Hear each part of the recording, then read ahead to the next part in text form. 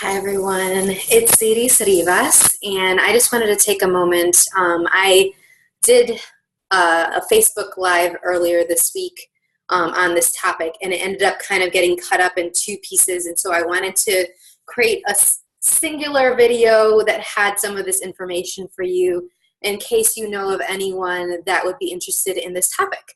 And the topic is sex and bodies and relationships. Yeah, none of y'all want sex, and none of y'all have ever talked about sex, considered sex, miss having it, would like more of it. And here's a little twist though, is that, and this is where a lot of people get really crunchy and contracted, is I'm actually looking at it in a different angle. I'm actually looking at where were you told lies about sex as a child and through your life? Where were you aware of lies, but no one was talking to you about it? There's some of us who had a sex talk from our parents or from caregivers or from teachers, and some of us that it was never spoken to, and we basically had to scramble to get information from any number of sources. And so there's been a lot of people that have been sending me messages about my upcoming telecall series called How to Talk About Sex, how to talk about sex without ruining your kids' sex lives. And it was a whimsical title. It was to bring up all this interest and energy, and it has. I also get that it's created some confusion in some senses, because it's actually not a conversation just for kids or even for people who have kids.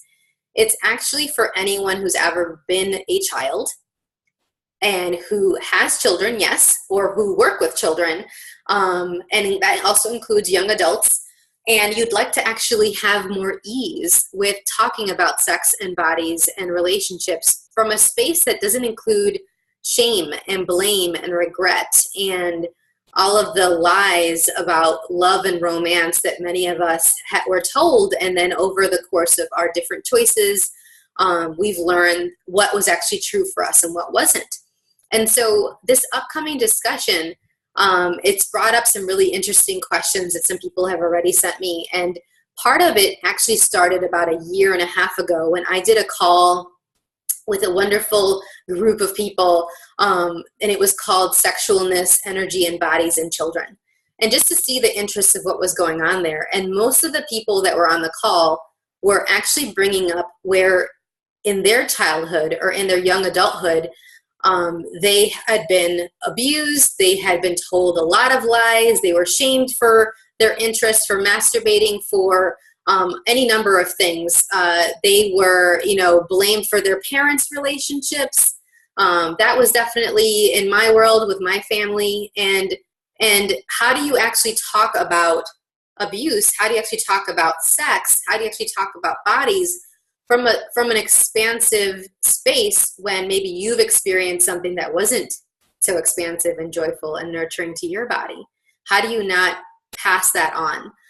So that's one of the things that we'll be talking about. I wanted to also give you some ideas of some of the questions that have already come in that we could discuss in the calls if you would like, or we could talk about something else. Because the other thing that happens with these types of calls that I love is it really is about whoever decides to join really makes up the calls. Like with all the questions you might bring, the situations, your energy, space, and consciousness, it all contributes. Even if you can't make it on live, you get audio recordings. So very excited to get your questions so that I can address them in each of the calls. There's 5 parts.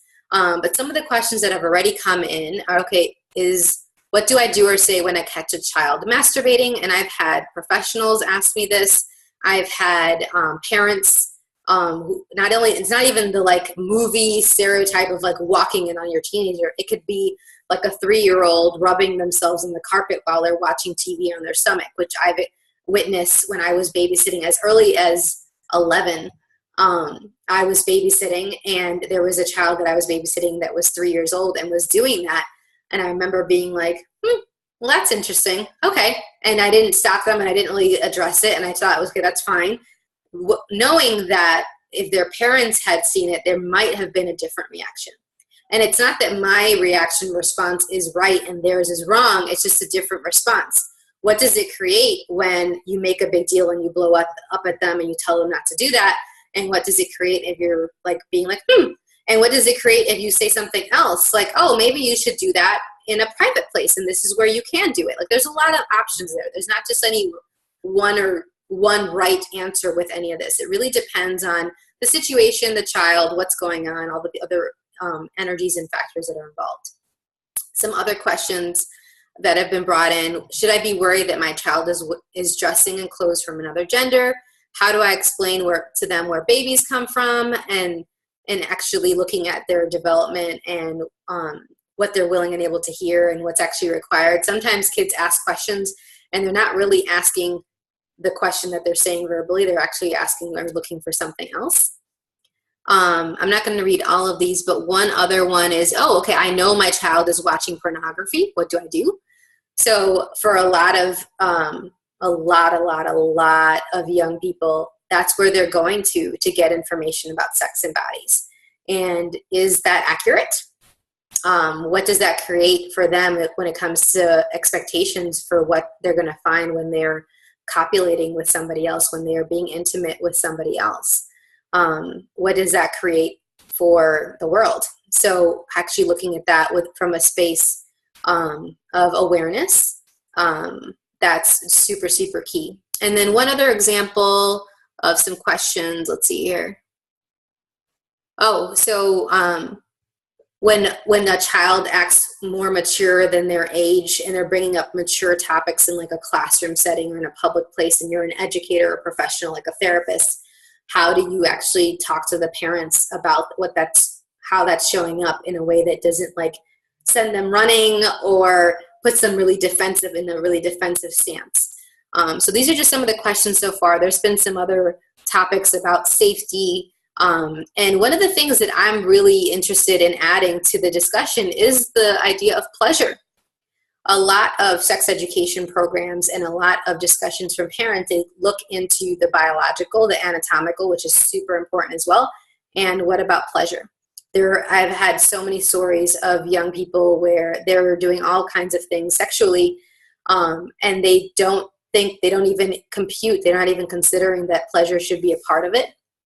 And so they're putting their bodies and themselves through a lot of unnecessary trauma and abuse because they were never told that pleasure was actually something that was of value when it came to putting body parts together and when it came to relationships.